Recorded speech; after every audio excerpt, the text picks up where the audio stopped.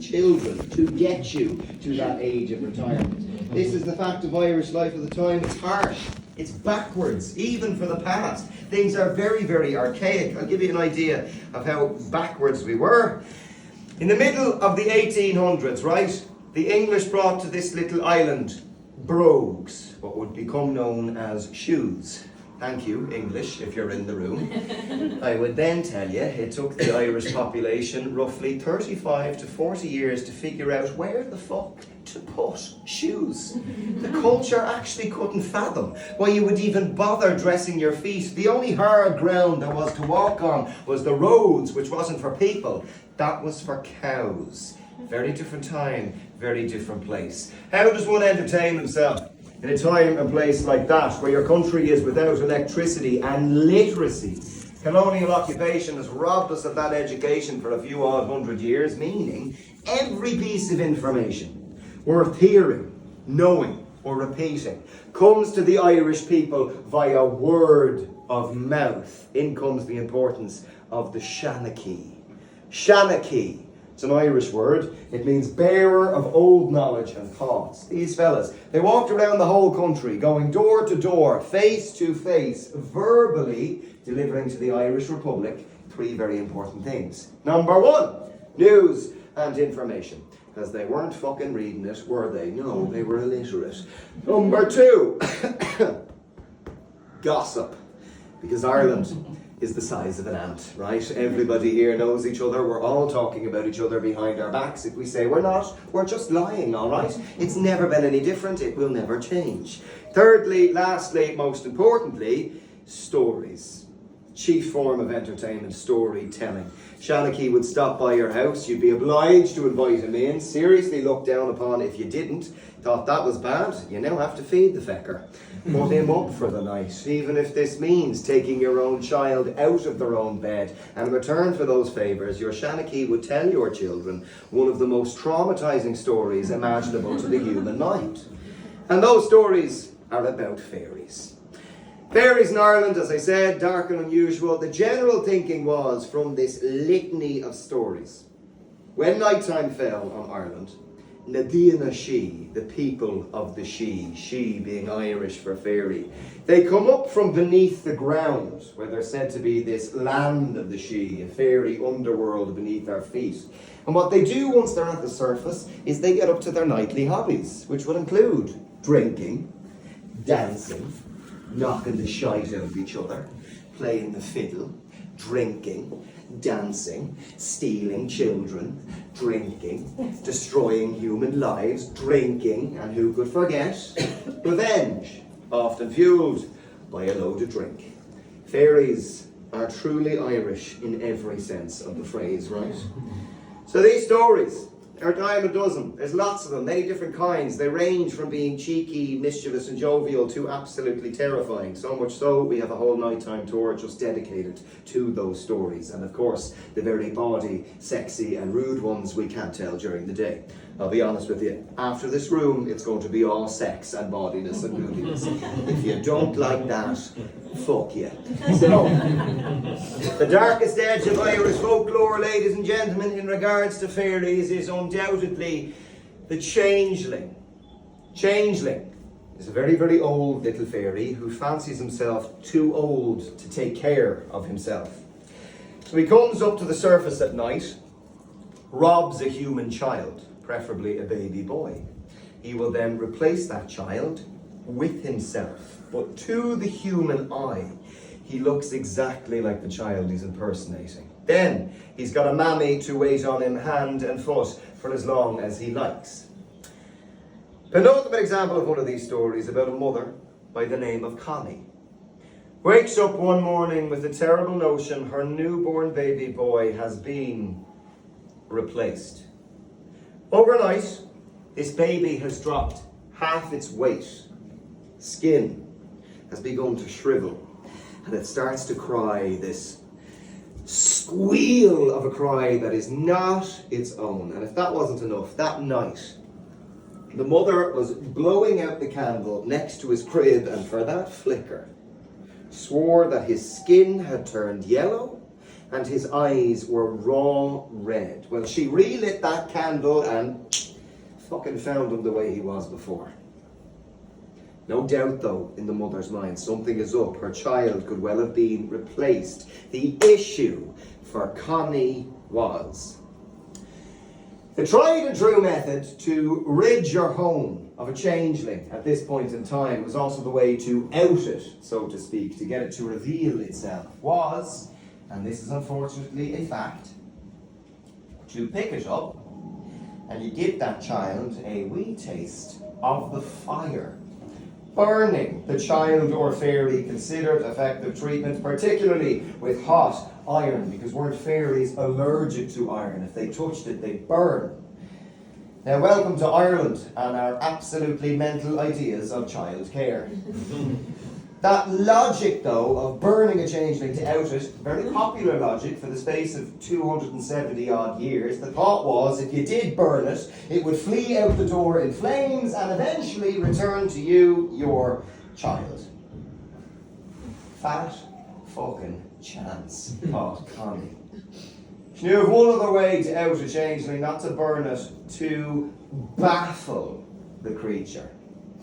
Now, talking about a 1,000-year-old little fairy, he's seen everything, he's done everything. If you want to get him to out himself, you've got to show him something he's never seen before, won't understand, and therefore will react to giving himself away. So she's trying to think of the weirdest, most baffling thing she could possibly do. And with that child behind her in his cot, squealing, crying, she ignores it. Makes her way into the kitchen, gets this hefty pot of water and lets it boil. She then reaches for a dozen eggs. Starts to break these eggs one by one over her knuckle next to the pot, letting every yolk fall to the floor.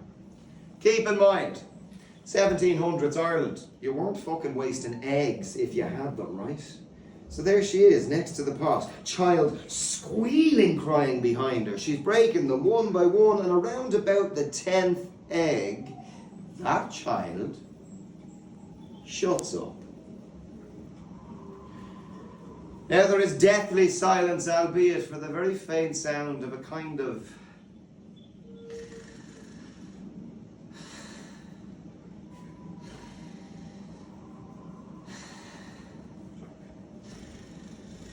she kind of ignores that, tells herself it couldn't be happening. Why let your imagination play tricks on you? And so, keeping her back to the cot, she continues what she's doing by reaching for all of these egg shells, adds the shells to the pot, and takes out a spoon from the kitchen and starts to stir these shells in the pot as if she is brewing them. Now, this is the part of the story, ladies and gentlemen, where I have to explain to everyone in the room under the age of 25, who I can assume have never cooked in their life, that you cannot brew eggshells. Pointless action. So there she is, pointlessly brewing and brewing to no avail, when suddenly she hears behind her this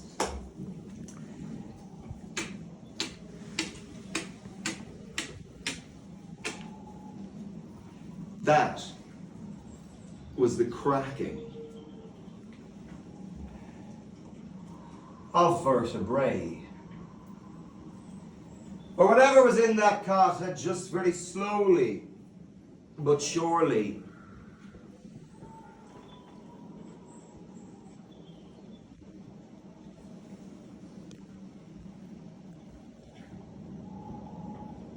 arose to standing. And every hair on the mother's neck stood as her supposed child croaked up the words behind her.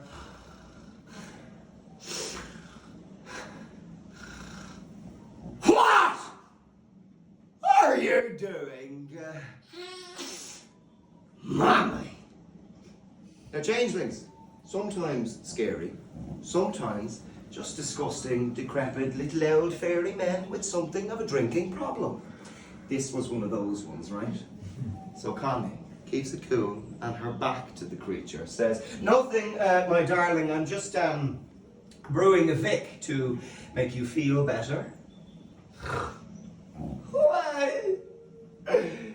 In all my years, thousands of them, I have never seen a woman so thick as to do something as pointless as the brewery of egg shells. Well, there's no fucking doubt in the mother's mind now, is there?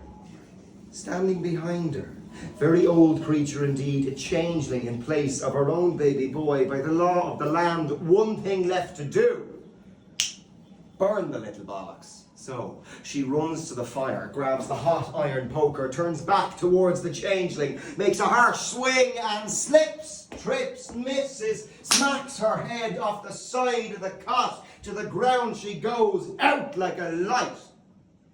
Because of course she feckin' does. That's exactly how these stories go. It's later then. Connie would unfortunately end her tale the way many other women of her time would have failed. She came to, stood up, turned around, and once she did, completely dispensed of the hope she might ever see her child again.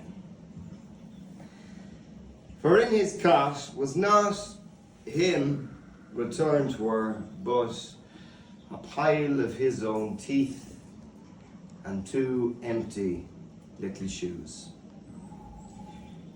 Now, ladies and gentlemen, sometimes at work I finish that story and one of you fuckers, usually of Generation Z, will whisper to the person beside them, and by whisper I mean shout as loudly as they can, something along the lines of, "That wasn't fucking scary."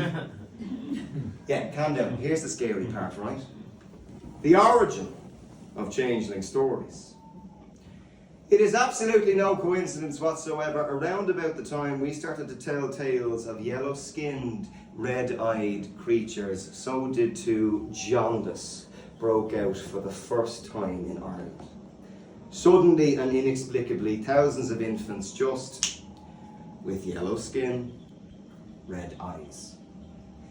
And we believe them stories were either co-opted or maybe outright invented by utterly broken mothers trying to make sense of this horrendous grief and tragedy, because fuck it, isn't it easier to fear the unknown like fairies than it is to understand the unknown like jaundice way back when? And then women, most certainly wise to the misogyny of Ireland, and it was rampant at the time, knew if they weren't blaming fairies for the death or disappearance of their children, odds are they were getting blamed themselves. That is the true horror behind the folklore. And on that note, as massively depressing as it is, I remind every single